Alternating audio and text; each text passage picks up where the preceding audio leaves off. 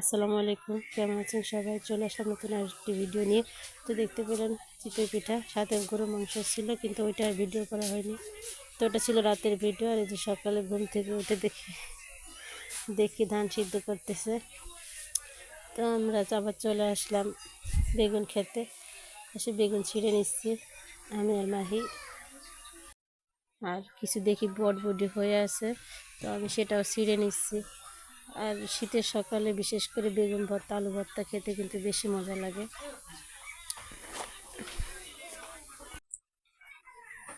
বটবডি গাছটা মরে গেছে, তো অল্প একটু জায়গায় আর কি বটবডি হয়ে আছে। তো বেছে বেছে বটবডিগুলো ছিঁড়ে নিচ্ছি। আর এই যে কিছু পালং শাক উঠিয়ে নিয়েছি। তো সবজি ছিঁড়ার পরে দেখি আমার বোন রাতে গরু মাংসটা গরম করে নিচ্ছে, আর সাথে ডাল রান্না করতেছে। আর আমার চাচা ছোটো মাছ কিনে আনছে। এই সময় কিন্তু প্রচুর ছোটো মাছ পাওয়া যায়, তো সেগুলো কাটাকাটি করতেছে।